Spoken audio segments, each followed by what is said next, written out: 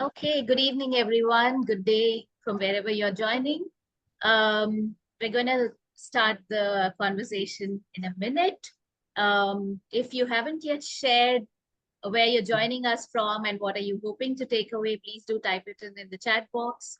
That'll just help us to know what you're expecting. And yeah, so I've just had the privilege of being mentored by Shrikant.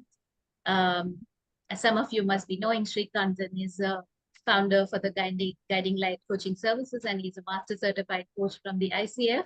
And it's my honor to be in conversation with him today about demystifying the ICF credentialing exam.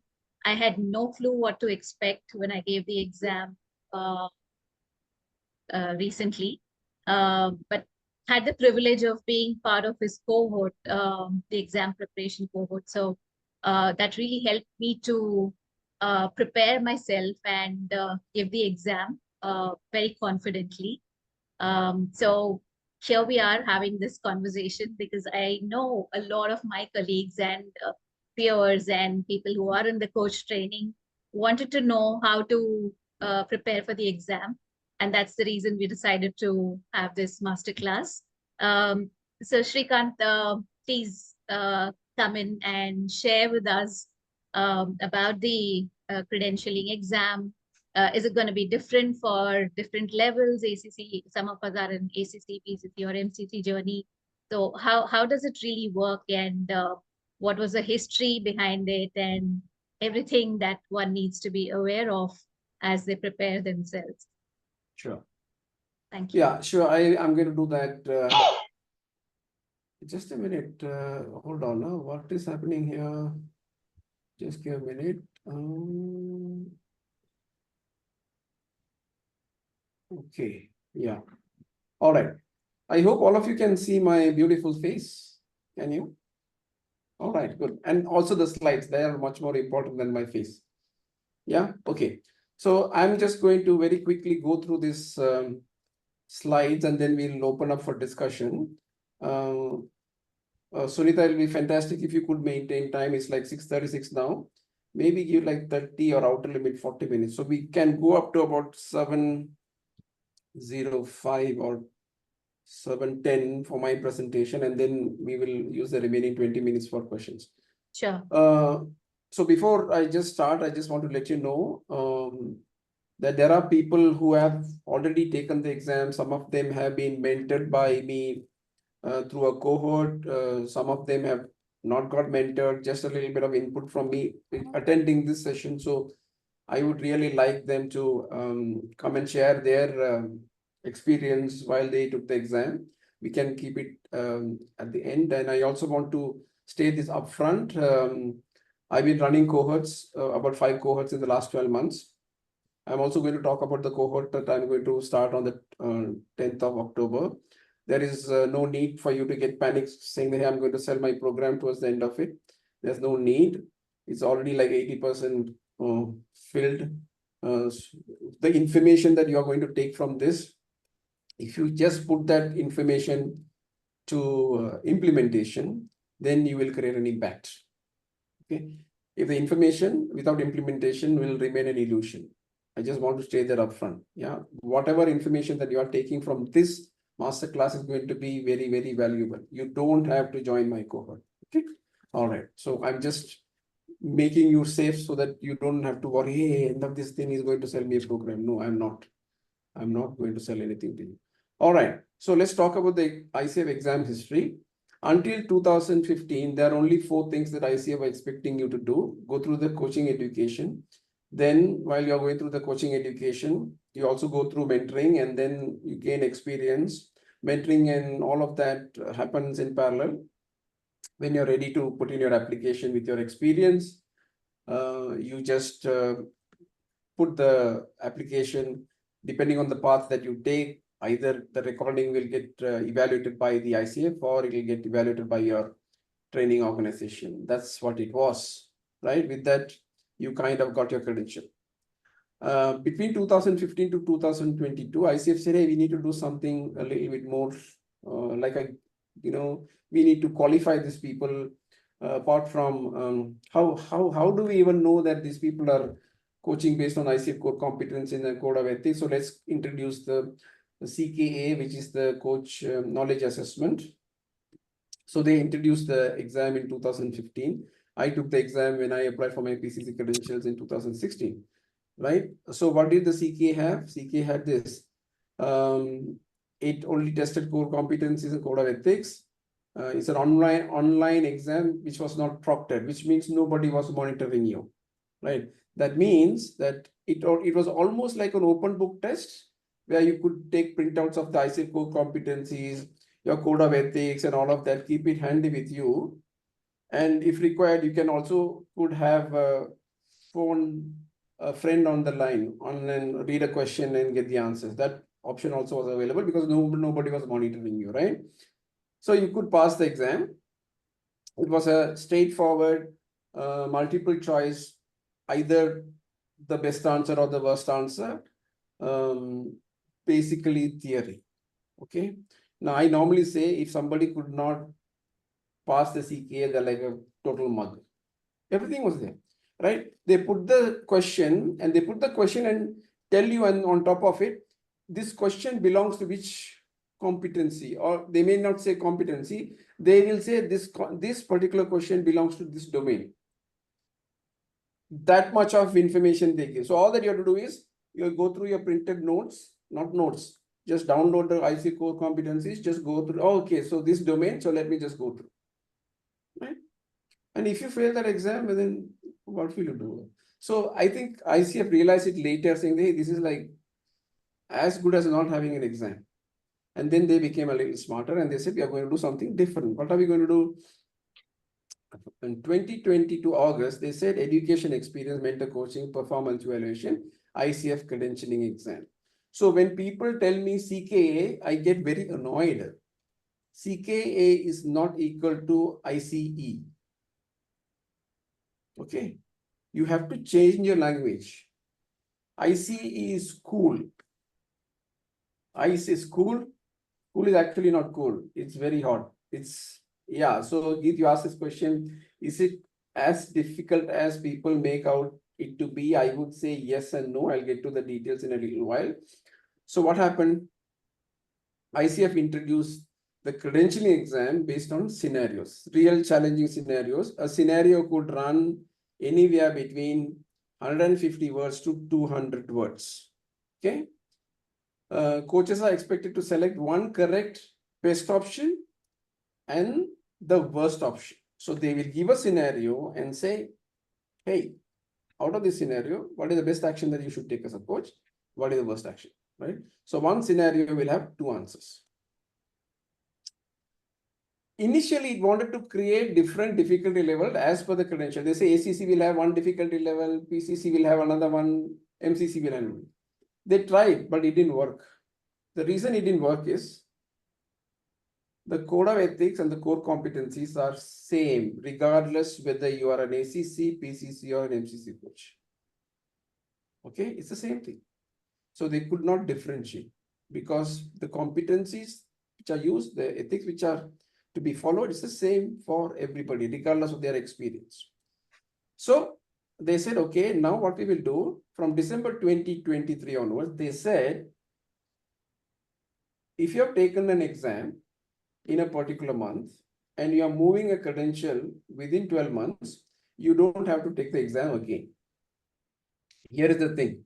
They said it is applicable from December, but they made the announcement only towards the end or beginning of January. That means one of my mentees who took the exam in May 2023 to pass the ACC credential, that person had to do the exam in December also. The only good thing that happened is that the scores got better because of the second time the person took the exam. Other than that, ideally the person shouldn't have taken the exam because ICF was lazy in making the announcement earlier. Okay. Let's talk about what happened in the ICF credentialing exam. It's a computer-based and based on the updated core competencies, right? All of them have to go through it, ACC, PCC, MCC, regardless of whatever it is. And then it is based on the ICF definition of coaching, ICF core competencies, and ICF code of ethics. The only thing that you need to know to pass the exam is only these three things. There are people who have reached out to me saying that, hey, my mentor told me that I need to know psychology, I need to know this. I said, nothing. ICF doesn't care. You can learn anything that you want. You can learn positive psychology, you can learn ontological coaching, you can learn Palana, Dimkana, anything. They don't care. They are testing you on these three things. That's it. Okay. And it's been designed. What did they do? They have taken input from a lot of coaches across the globe who are subject matter experts, and they ran multiple pilots. Set up questions, ran pilots, and then they standardized a score on a particular method. I will come to the method in a little while. And the score that you will get is not an absolute score. It is a scale. I'll talk about it in a little while, right? Exam duration also has been determined based on the pilot that they have run. Okay. Now, right now, the exam duration for people in countries which English is a native language is 3 hours, because the exam is only in English right now. It's not in any other language, but of course, there is a way that you can see the language. There are a few languages in which the interpretation is made available, but primary language of the exam is English. For countries which English is not the native language, first language, they give an extra 1 hour grace. Okay. In the meantime, if you are living in English language, the native country, and if your native language is not English, then you can ask for that grace 1 hour. Not too many people know that, but you can ask for it, right? Okay. So exam time is based on completion time data collected through a pilot of the ICF Credentialing exam, and is consistent with other situational judgment certification exams of similar length. Okay. Right. They have partnered with Pearson to deliver this new credentialing exam. You can do it online sitting at your home. You will be proctored. You will have to have your web camera on. Somebody is going to watch you. Lakshan will talk about it because he had the experience when we come to the Q&A time, what experience that he went through getting proctored and sitting and doing this exam at home. I will talk about my experience of going to the center and doing it. Maybe Sunita will also share, right? Exam questions. There are 78 situational judgment items. Until August, they had about 81. Now they made it 78 across 8 competencies. So each item contains a realistic scenario describing a coaching situation, followed by 4 responses, and you will be asked to choose the best and the worst. Okay. Now, again, all of them are, I'm repeating this again and again, ICF core competencies, code of ethics, and definition of coaching, right? Questions are of varying levels of difficulty. So I also mentioned that there may be questions which are like 150 words, 175 words, 100 and 200 words. Very few questions you will say like 20 words, 1 line, 30 words, right? But regardless of the difficulty of the question, you get the same score for all the questions. I was under the impression that they will give different scores for difficulty levels. Maybe if it's easy, they will give 2. Maybe it's medium difficulty 3, like that. That was the impression that I had. But I got it verified by ICF. I wrote to them and they responded saying that no. And also this is after they introduced the 78 situational judgment items, they will also publish the same information on the website. You can go and fact check me on this. Yeah. Candidates receive credit for each correct action identified. No negative marks for the wrong answer. Wrong answer is 0. Okay. The passing score and all exam results on the ICF credentialing exam report on a scale. It's not absolute. That's what I meant. Now, out of the 78 scenarios that are presented to you, 10 are not scored. Only 68 are scored. So the remaining 10, you don't know which are not scored. They're not going to tell you. They take that and keep it for some research. I don't know what they do with it. How do I know it? I wrote to them and they answered me. Initially, out of the 81, they didn't score 13. Out of the 78, they don't score the 8, right? So what does that mean? Out of 68 questions that you have, there are 68 into 236 answers that you need to get. Answers. And none of them are penalized, correct? If you get it right, they will give you a score. If you don't get it right, they will give it 0. That's it. They don't give negative mark. The range of possible scores is 200 to 600 with a passing score of 460. Okay. So that means even if you get all the answers wrong, you still will get 200. Okay. So what does that mean? There's a score of 400 that you need to play with. Okay, 200 is given to you already. To pass the exam, you need to get only 260 more. That's it. Okay. Now, please do the maths. I'm not going to sit and do the math here. Out of 136 questions, right, where 68 are best answers and 68 are worst answers, how many do you have to get correct so that we can get to the score of 460? That's homework for you. I'm not going to spend time on this. Okay. Exam questions, creations and passing standard. The exam was developed by ICF using globally accepted practice for test development. These are all in the website, okay, including comprehensive job analysis of knowledge, skills, abilities required for coaches. Then all this they did. They used a methodology called the Angoff methodology. Don't ask me what it is. I have done my research. I know what it is. Go do your research and find out what it is. It's a best practice for certification testing programs, which include experienced coach practitioners serving as SMEs. How do I know this? This is there on the website. Okay. Right. Exam procedure. Once your application is reviewed and approved, so that means you put in your application, level 1, level 2, whatever, or ACSH, ACT, whatever. When everything is clear, when all the 4 steps are clear, education, mentoring, experience, performance evaluation, then you will get a link to appear for the exam. Right? It will give you instructions how to schedule an appointment with the PSN view to either online, staying at home, or going to the center. You will be given 60 days to do it. So if you got the approval today, from today, you will get 60 days to schedule. Right? If you schedule once, can you reschedule? Yeah, all of that can be done.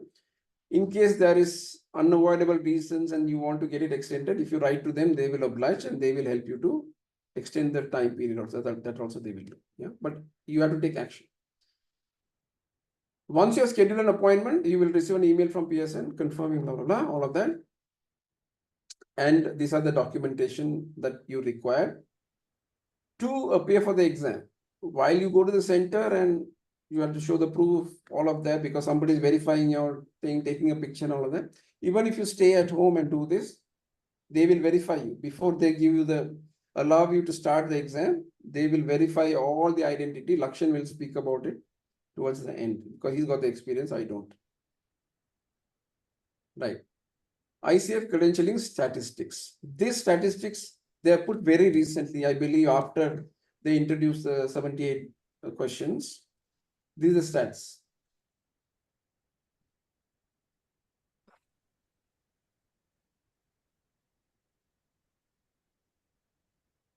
$9,795 tested. First attempt pass is only 75%. Okay. And then subsequently, 12% has passed and total candidates passes 87%. That is the difficulty level. Okay. Now, let's look at this. Candidates who do not pass an ICF exam on their first attempt may retake the exam by paying an additional fee of $105, retake fee. So they will be allowed to take that exam after 14 days. Let's assume I took the exam today, I failed. I can't take this exam until I complete 14 days. Let's assume that second time I took, I fail again. Then I'll have to wait for 30 days. So like this, how many times can I take the exam? I think there is no limit as far as I know. You can keep on taking the exam. Okay. In my case, I'm an MCC. I was not required to take an exam, but I wrote to them and say, hey, no, I'm running multiple cohorts. And right now, my knowledge of the exam is at a very theoretical level. I want to experience, and please send me a link. They went up and down, asked me so many questions. Finally, they said, okay, chalo. Yeah, take the link, schedule the exam. So I did the exam last month. Okay. So after I did the exam, I became a little bit more wiser. So that's the thing that I'm going to share with you in a little while. Okay, basis for the best action. This is something that you want to make a note. If you want to take a screenshot, please take a screenshot. I'm not going to make these slides available for you. But anyway, the recordings will be available for people who have registered for it. Just take this. Basis for the best action. The best action is determined by aligning with ethical standards such as transparency, honesty, conflict management, and as highlighted in the ICF Code of Ethics. Remember that. Because the first core competency is demonstrating ethical practice. So every question that you are looking at, you start with that. Every question that you are looking at, you start with that. Okay? Reflecting on the core coaching companies like creating client-centered and all of that, right? So ICF, if you go to the website, they say that there are 8 core competencies. All these questions are, 12% this competency, 11% this competency. That is the exam. But when you're sitting in the exam, you don't have time to think of the scenario. Hey, this question is which competency? No, you don't have the time. So don't get into analyzing the scenario. Oh, what competence is this? It's not going to help you. Okay. Ensuring actions support the client's growth, autonomy, and decision-making while maintaining professional boundaries. If you can focus on your demonstrating ethical practice, embodying a coaching mindset, things will fall in place for you. And of course, you should have had the experience of coaching your clients based on the source competencies. Right? I know a lot of you have been trained on how to coach your client based on PCC markers and this and that. No, it won't work. It won't work, right? There are too many things to remember. Go to the source. Acknowledging the coach's role in partnership and creating a safe space for that, right? So all of that. So you can make sense out of a scenario. Okay, what is it? Is it cultivating trust and safety? Is it agreement? Is it working awareness, listening act? All of that you can make a sense of from the scenario. I would suggest do not analyze the question too much from a competency perspective, right? This should have happened to you naturally the way that you're coaching. Just if you're confused, just look at the first 2 competencies, demonstrating ethical practice and embodying a coaching mindset. That's it. Okay. And every question which is presented to you, please read it 2-3 times. That is what is going to take a lot of your time. Okay. Now, basis for the worst action. Worst action is typically identified by failing to adhere to ethical standards such as hiding potential conflict of interest, misleading the client, or overstepping professional boundaries. Go through the 28 standards of ICF Code of Ethics. Get a good, you don't have to remember what standard is what this. No, get a good handle of the standards. You don't have to memorize. No, just get an understanding. Taking actions that disempower the client, such as making decisions on their behalf, right? And not respecting their autonomy. It's a spectrum. I want you to remember this, right? The spectrum is this. There are 4 questions for you.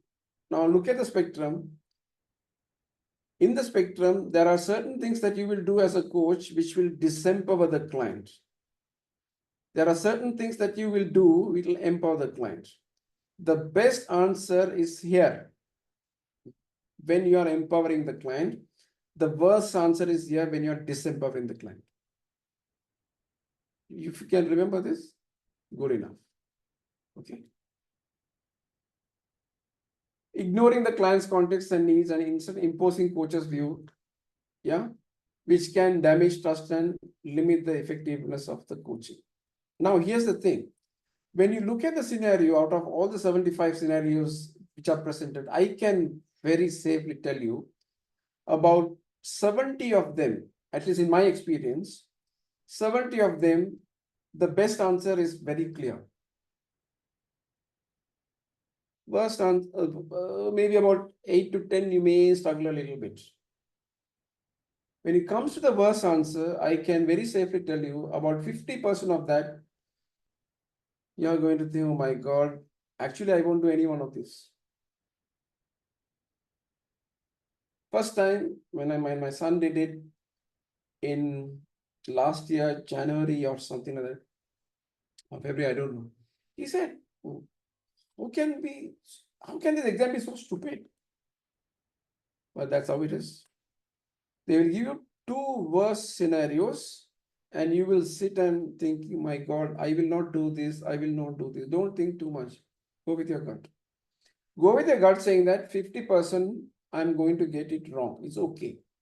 But you have to rely on those best answers. You will have to get, if you don't get 70 out of the 78 questions, the best answers, right? That means your competencies are completely screwed up.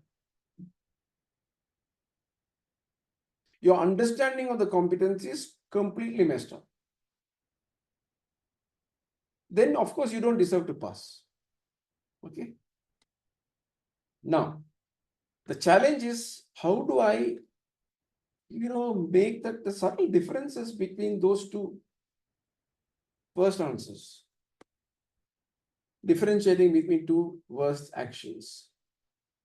When faced with a subtle difference between 2 worst actions, select one that most severely compromises client trust, autonomy, and ethical standards. Okay. Your reasoning should focus on which action undermines the coaching relationship. Take a screenshot of this. Such as violating confidentiality or not respecting the client's boundaries. Disempowers the client by taking control away from them or making decisions for them, which goes against the principles of coaching. Compromises ethical integrity, such as failing to disclose a conflict of interest or acting in a way that misleads the client. This is going to consume a lot of your time. Okay, I know there are people who have written to me saying that, hey, I went to this website, I watched this video, they told me to remember this acronym. Boss, in the exam, no, you don't have time to do all of that. You can't remember acronyms to answer questions. Right? ICF will play with language. Some places, giving a suggestion may be worse than giving advice. Some places, yeah, don't hold me to this. I'm just saying based on the scenario that they are presenting. I'm just saying this. Okay? All right. Now, in short, prioritize the actions that would cause the greatest harm to the client's progress, trust, or ethical foundation of coaching. If you have taken the screenshot of these 3 slides that I presented, best answer, worst answer, and differentiating between the 2 worst actions, and just internalize it, you will pass the exam. You don't need mentoring, nothing is required. I'm just repeating this: information, implementation, impact. Information without implementation, you will remain in illusion. Okay. All right. Now, this is how the scenario will look like. Exactly the way that I'm presenting here. Take a screenshot if you want, right? So your name will be here on top. This will be the question number here. They will give you the scenario. This is a very short scenario. I don't know how many words, maybe about, I don't know, 50, 60, 70 words. But this kind of scenarios will you have very few, maybe about 10. Sunita can share her experience. Most of them will be longer, 150, 160, 170, 200 words. It's going to take a lot of time for you to read. So you have to pick up one of them and drop it as a best. And pick up one of them and drop it as a worst. And if you're in doubt, go to the top, flag, and move. Okay. If you are in the US and if you're not opted for the 1 hour grace, then you will have 2.9 minutes to respond to one question. Right? If you're in India and you have got 1 hour extra, you got more than 3 minutes to respond to question. When you start the exam, this is my personal experience. Sunita can speak for herself. My personal experience, the first 10 questions, I was completely disoriented. Of course, that day I was running high fever, 4 hours I need to sit through and all of that. 10 questions were completely disoriented, and I think I took about 40 minutes to go through the first 10. And then I got the hang of it, and then it went fast, and I didn't think too much.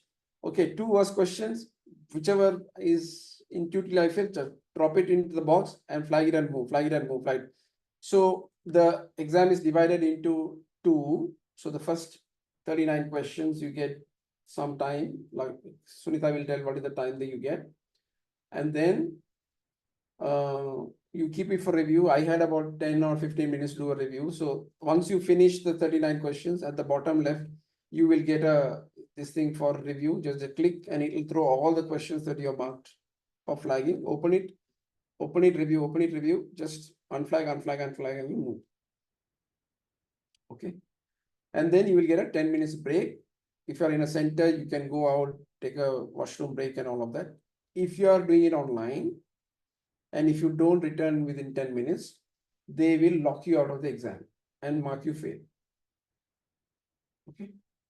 So sitting at home and doing online exam, Lakshan will share his experience. I don't know. So I don't want to talk about it. Okay. All right. Now, I'll just very quickly do a summary.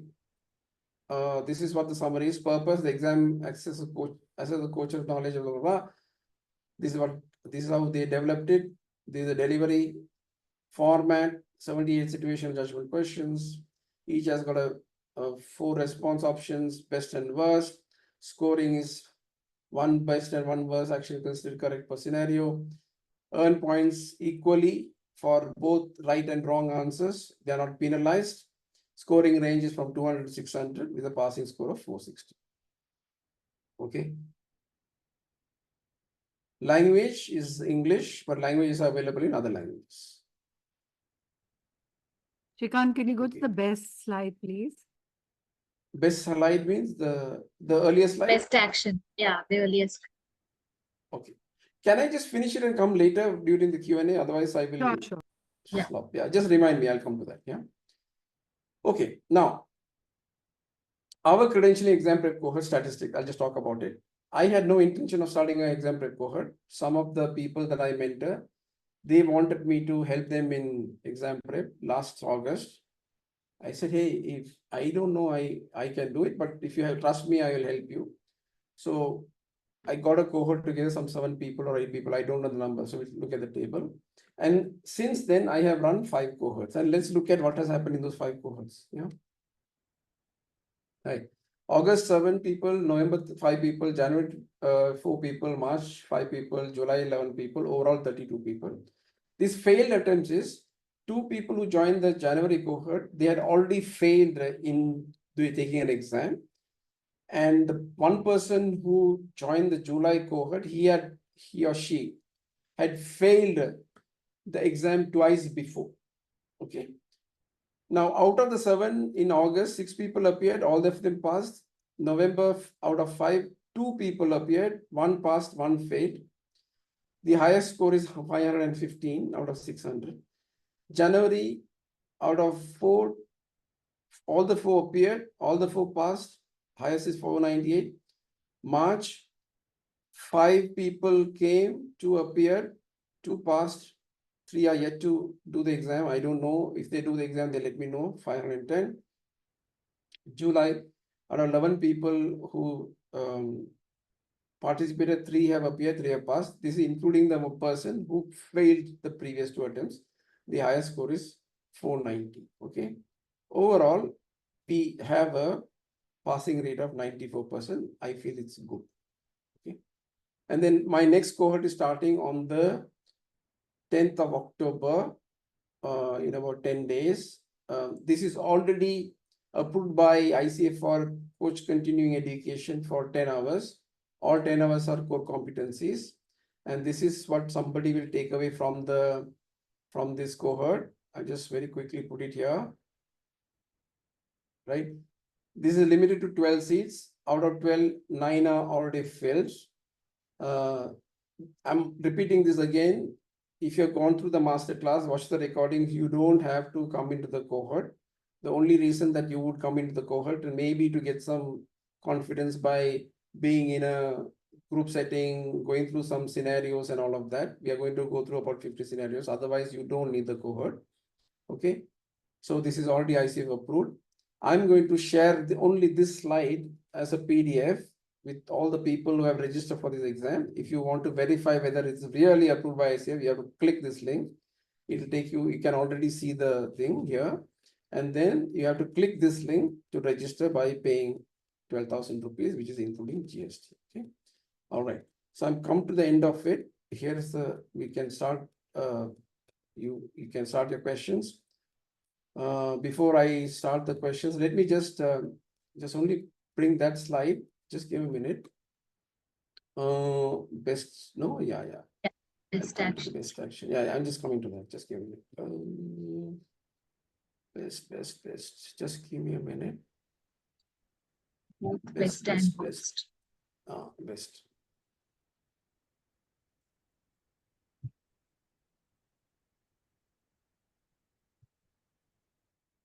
Yeah. Okay, this is what it is. Best. Take a screenshot, please. Basis for the best. I'm going to the next one. Basis for the worst. I'm going to the next one. And how do you deal with the differences?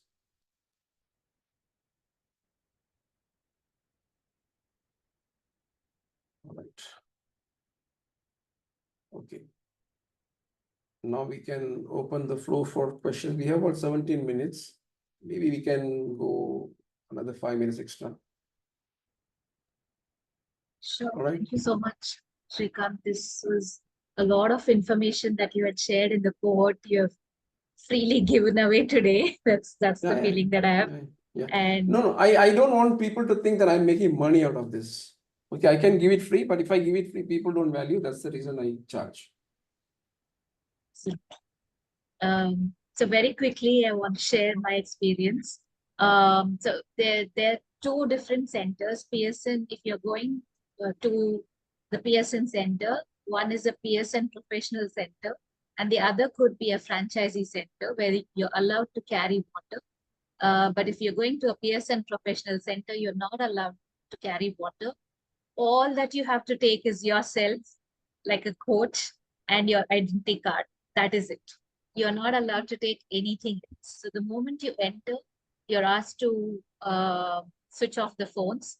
I mean, if you're carrying 2 or 3 mobile phones or one mobile phone, whatever it is, you have to switch off the mobile phone and show it to them. You have to show the ID card that you have. And it's better to carry 2 or 3 identity cards, because if one is not clear, then the other could be shared. Like I had a situation where my driving license was very clear.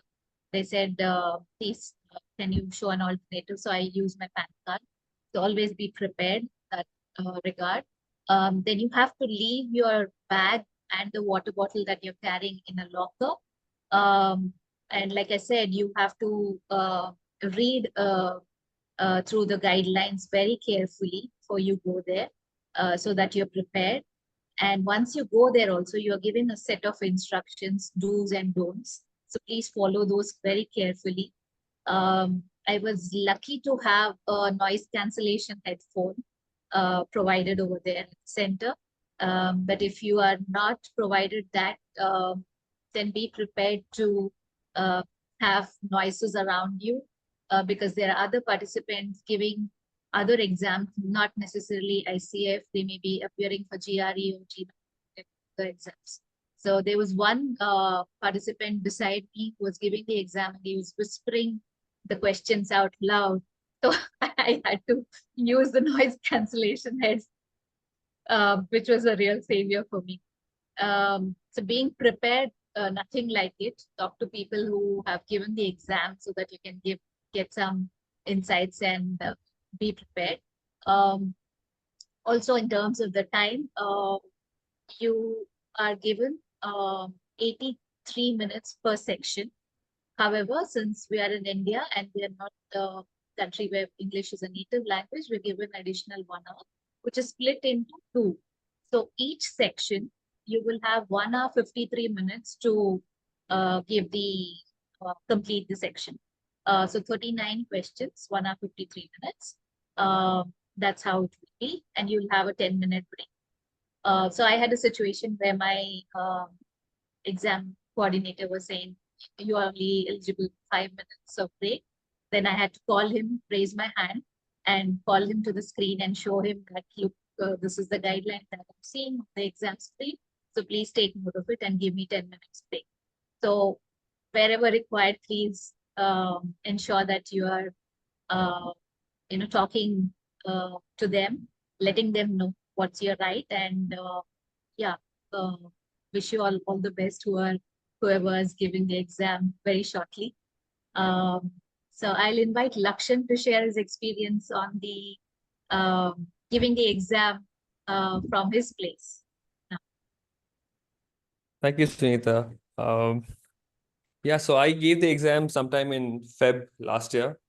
And I think there were a lot fewer people who written the exam back then. So there was a lot less information for ICF to work with and fine tune. So I think they used the information they got from the first set of exam participants to, really make amends, let's say. So my experience taking it from home was not pleasant. So I would say, please do not take it from home. The reason for that is because similar to what Sunita mentioned about how she had to show 2 different ID cards. I had to do the same. So the way they expect things to be in, the way they expect things to be in, if you're doing it from home, is there should be absolutely nothing on your table. No water, no pen, no paper, no keyboard, nothing. All you need is a mouse to write the exam. So that's all you'll be allowed to do. You'll have an online proctor who I believe will be seeing you. And there'll be like a chat box through which you can communicate with them. And another reason, I'll tell you why I would recommend against using picking the option to do it from home. So first I had to show my ID card and all. I showed it, they rejected it. I freaked out. I'm like, shit, what do I do now? So I had to scramble for the other one. Luckily, I had my wallet. If I just took my ID card, I would have to run back home and it would be a nuisance. Okay. So I took my PAN card, I showed it, that was okay. And they would ask me to, so I have a peripheral, I have a webcam, not attached to my system, a separate webcam. So I had to literally pick it up, like, like this, and show it around. I had to show the desk there. It's empty. That I had a chair. I had to keep all the way to the end. Put all the pen, the mobile phone, everything. I had to pick up the webcam and show all of it is over there, and put it back. So because of the whole experience, I was rattled when the exam started. So did the exam.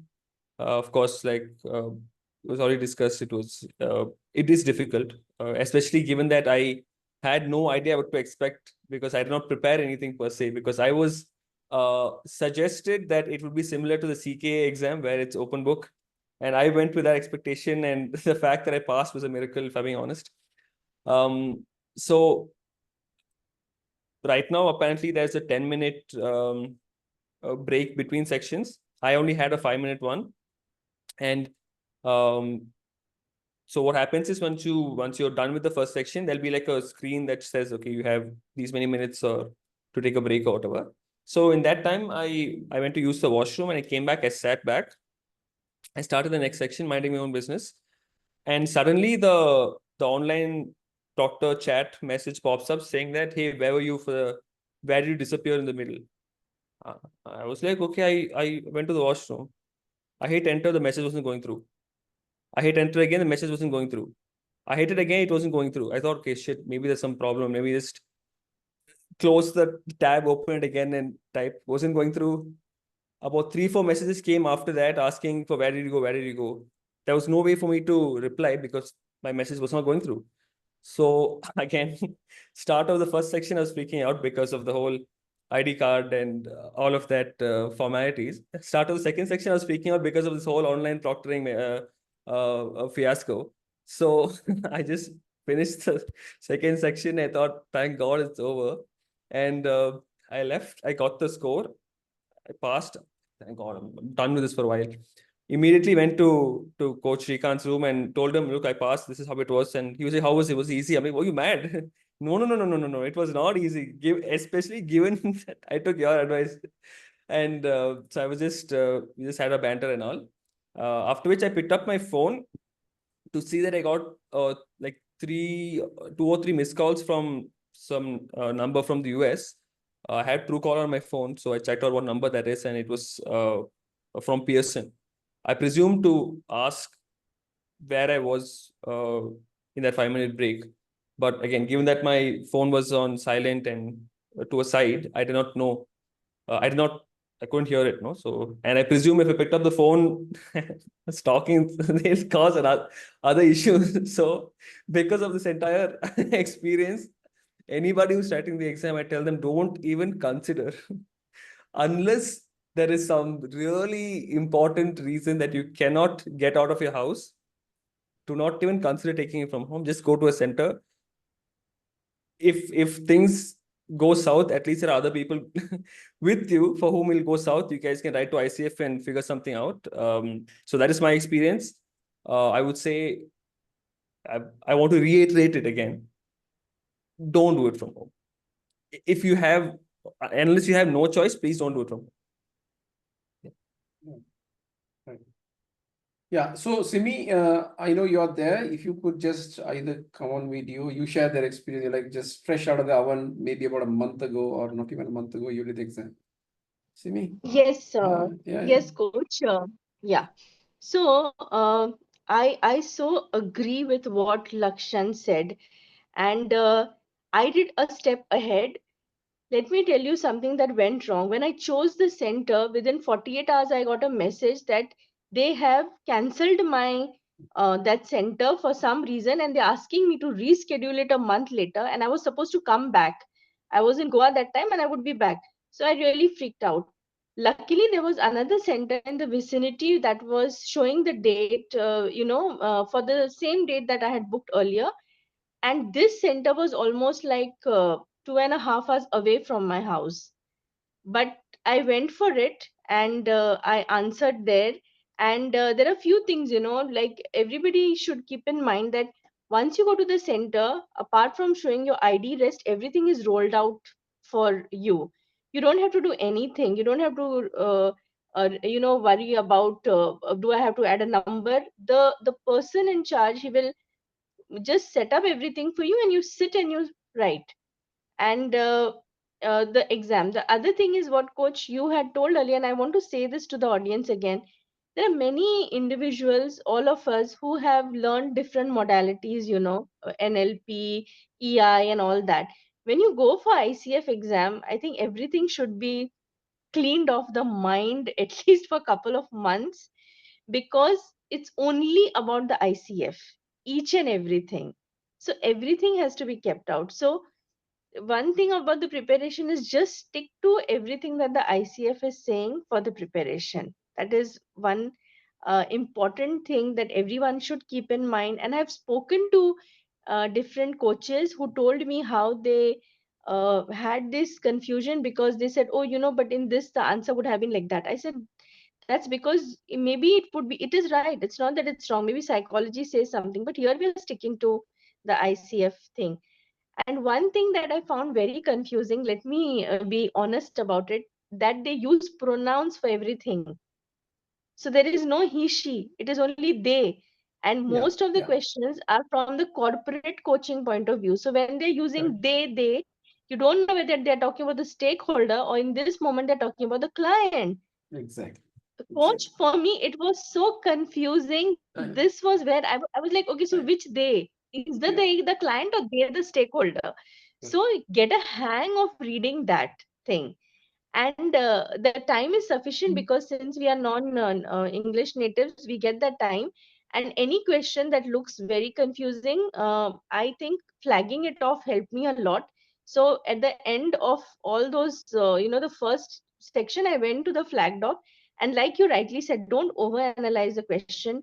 Being with your intuition and understanding just the competency part of it and going is better. The more you analyze, the worse it keeps getting then. Because few questions I know I messed up because I kept thinking so much about it since I had that time.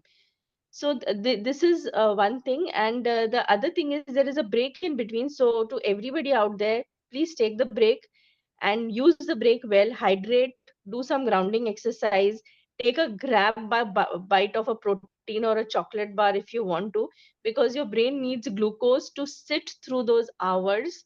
And it is very important that you're well hydrated. And yes, one more thing, you have a whole day to choose the timing from when you want to give the exam. So please match it with your rhythm of the body. If you're a morning person, take it in the morning. If you're an evening person, take in the evening. You need to be very fresh, that is there. And also that be well rested before you go. Sleep well the night before, because you really have to be in a clear state of mind to sit through those 4 hours. So these are the few things, and stick to whatever ICF guidelines, and just be with it, and everything is okay. Yeah, that's all. Thanks, Simi, for sharing. So, Simi went through one of my cohorts. So, Simi scored more than what I scored. Okay, so we are not going to reveal scores. We both of us scored more than 500. She scored one score better than me, and we have another mentee of mine who scored better than her also. So Naina has not gone through my cohort. Naina is going to speak about her experience. She also scored more than 500. Yeah, Naina, go ahead. Yeah. So basically, I took the exam a year and a half ago, literally 6 months after it was released. So there was hardly any information around. We only had those 8 exam questions that are on the website. There was nothing else. So, and I remember speaking to you, and you said, just focus on the code of ethics and focus on the core competencies. And that's what I did. And I just read through them a couple of times, maybe. I did not memorize them by no means at all. And I just walked in not knowing what to expect. I did not know what this exam was going to be like. And I passed, yeah. Sorry, I think I just dropped my...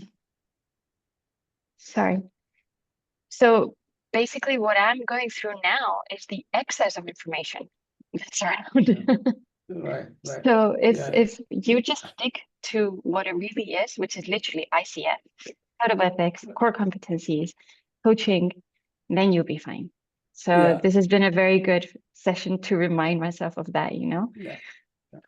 So incidentally, all of you who are on the coaches circle, you must have seen 2 messages yesterday, one from a PCC and one from a ACC who qualified the exam. Both of them have been mentored by me, but they have not gone through my mentoring cohort for exam preparation. The one who cleared the PCC, that person scored more than 500. I'm like, this is brilliant. How can it be brilliant? It's only like, hello, did you even realize that 73% is only the pass rate? That person said, thank God I didn't know that. Had I known that, I would have got panicked. Okay. Sometimes more information is not useful. The person who did the ACC, she did it from the US, so she got only about 3 hours. She cleared it. Yeah. So go back to the basics. Code of ethics, core competencies, ICF definition of coaching. That's it. You will clear it. Okay, who else can I ask here to share their experience?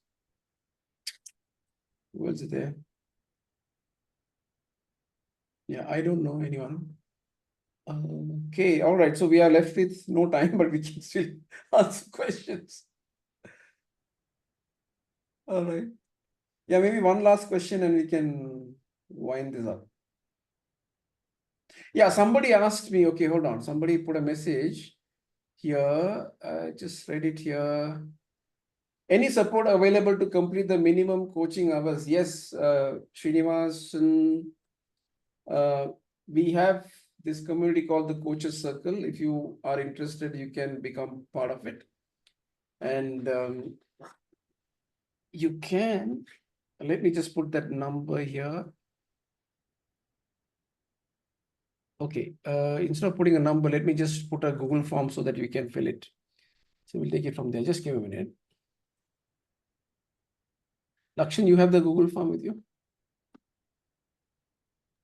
1 second. Just check whether you have it. I'm not able to find it.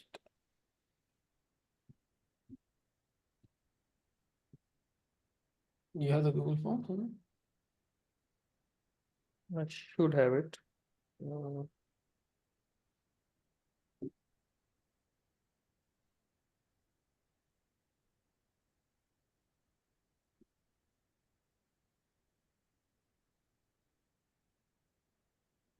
Yeah. Wait, I think I Lakshan, don't put it. I'll put it. Just give me. I'll put it. Just hold. Click on the Google form, I just put it, which you shared it with me. No, the that chat. is not the form. Is this not No, the- don't put that form. There's another form. Yeah. Yeah, don't put that form. We have another form. Yeah, let me just put that.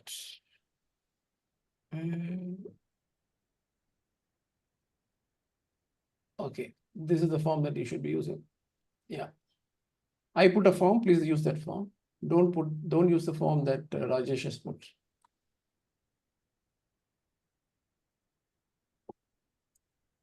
I'm going to delete that so that there's no confusion. Okay. I put a link. Just No, use I've that. deleted it already. Yeah. Okay. All right. Oh, Sunita got dropped off, huh?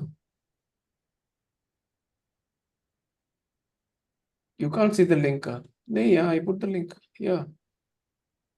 No, even I can't see the link. I don't know. The link has gone. Oh, sorry. It has gone to Naina. Sorry. Just a minute. Yeah, I'm just putting it here. Yeah, here's the link. I hope you can see the link. Just fill the link and you will get a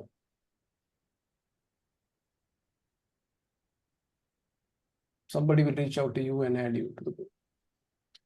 Okay, so no more questions. We shall call it a day.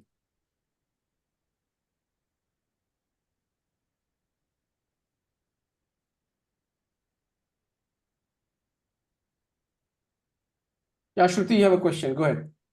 Yeah, Coach, I needed to ask about that extra 1 hour for a non-native English-speaking person, and I'll be appearing in Germany. So, how do we take that extra hour? How do we They request will for that? default by give it to you. Oh, okay, okay, cool. Thank you. They'll if you're in Germany, they by default they'll give it to you. Okay, Yeah. cool. Thank you.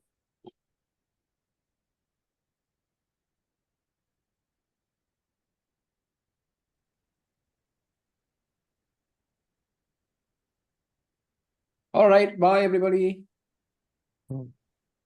Bye. Thank you. Bye-bye. Bye-bye. Thank you. Thank you. Good night. Thank